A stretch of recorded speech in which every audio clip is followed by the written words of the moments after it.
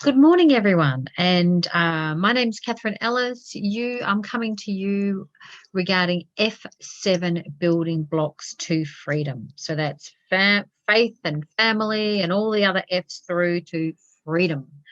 And you can see this is a table talk. So I'm experimenting at the moment. This is one of the tables that we bought. You can't actually see how elaborate the table is. There's actually punched holes in groups of 5 in the top, going around the circle of the table, which are just quite stunning. And this is just taken in the front yard.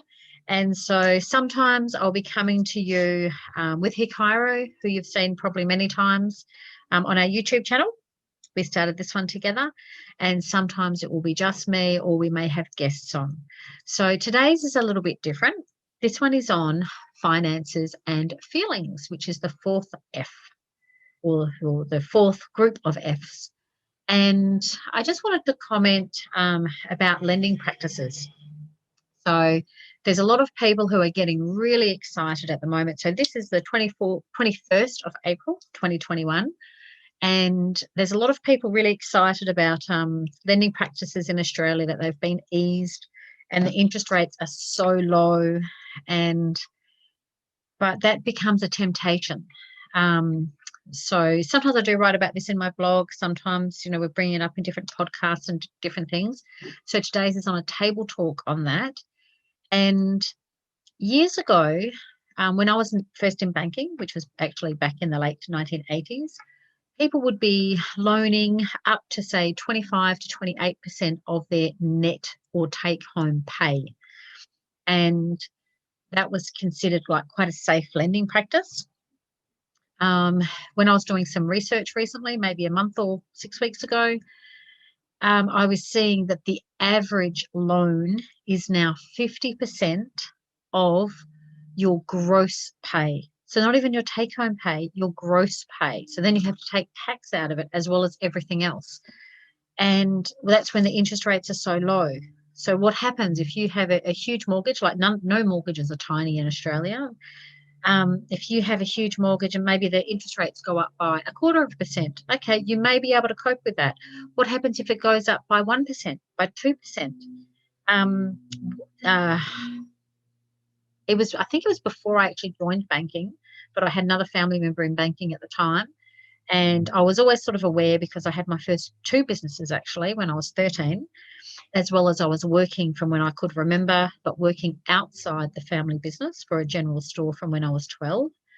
And we had 17% interest rates in Australia. So can you imagine?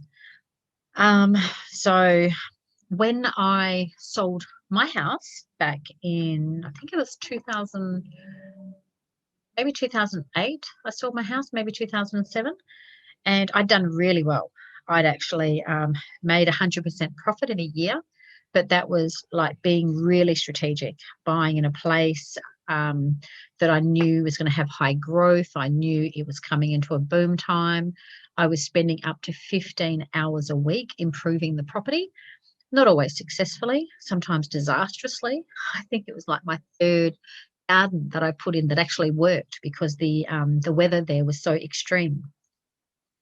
So, I wasn't going into it as a novice, and I was actually relocating back to the city. And so I thought, okay, I can't really afford, a property of probably where I would want to live in the city, because that was actually living regionally. And so what I decided to do was just play the movie forward. So what I did was I got a nice rental in a place that I was really comfortable living in, and at roughly the amount of money that I would have been paying if I had have been on a mortgage.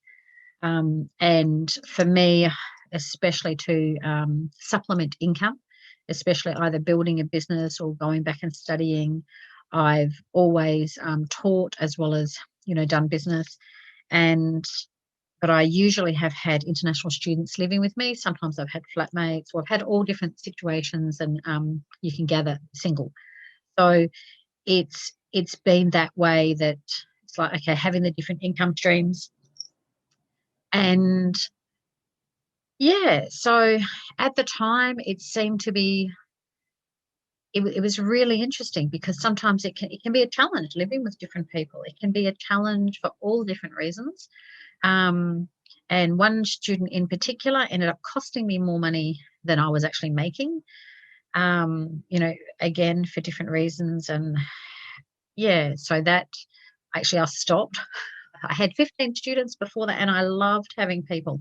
I loved being the host. I loved introducing them to my family. I loved taking them out, for weekends, or, just doing things. But unfortunately, someone that was, I'm coming from a very spoiled, privileged background, did make that, much less desirable. But I still recommend it for people.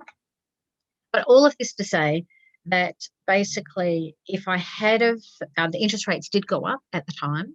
So playing the movie forward, if I had had the loan, and, even gone into a suburb that I didn't particularly desire to live in,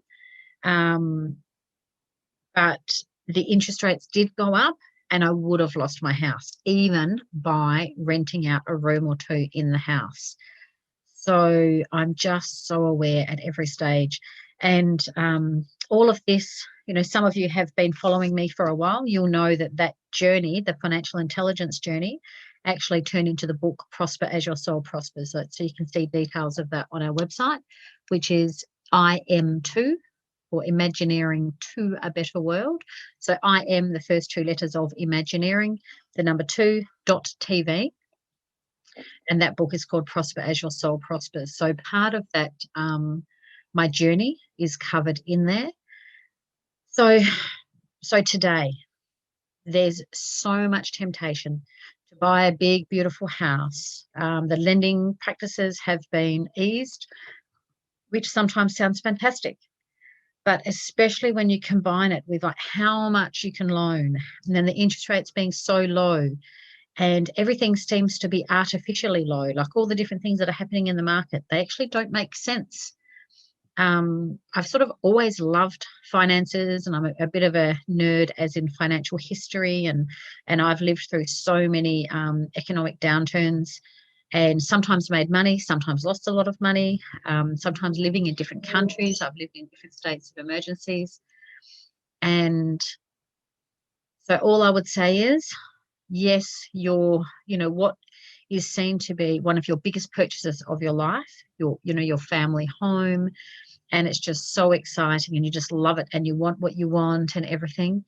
But that beautiful, amazing, wonderful time can very quickly turn into a millstone around your neck and just drag you down and your whole family down, and really impact you. And you really don't want to go into bankruptcy either, because it does affect your reputation. I believe that it's 7 years that you can't have certain access to certain things.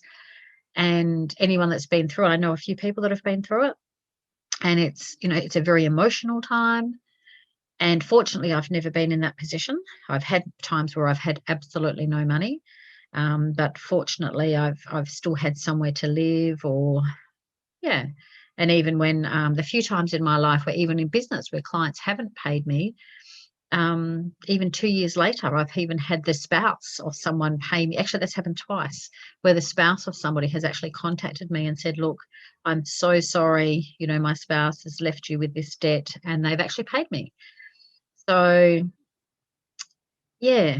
So yes, we have all this wonderful temptation. Yes, we can have these big, beautiful houses and all this, but just today's table talk is think again, because you don't need much of a change to. So just be wise.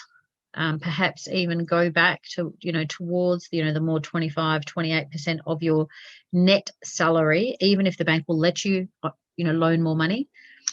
This artificial keeping down of the dollar, when the governments are all spending crazy amounts of money.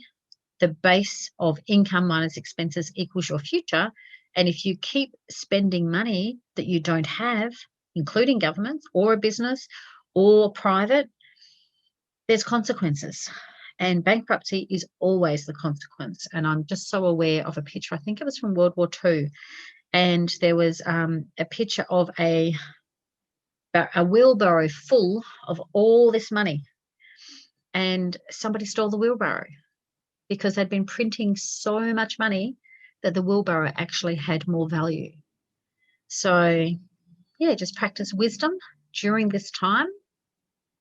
And there is hope, there is wonderful things, but maybe we just need to think outside the box for the moment. And I believe we are in a massive time, not a great reset as told by Schwab or whatever his name is at a World Economic Forum, but I do believe that there's much corruption that is being exposed, and that it's like, I even was watching something yesterday, London Bridge is falling down, or Babylon is falling. And yet I believe that the best is yet to come, and that we want to be positioned to actually make the most of this exciting, amazing new time as we go forward. So thank you so much for watching. Resist the temptation today to just overextend yourself, especially regarding mortgages, and set yourself up now and then to be able to take advantage in the future. So thank you so much, and have an awesome day. Hope you like the new background and the white table. You've been watching a short video blog on finances and feelings under the F7 Building Blocks to Freedom, which is an initiative of Imagineering to a Better World.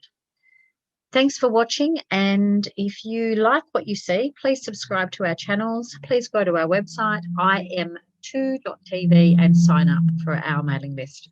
Thanks, guys. Have an awesome day.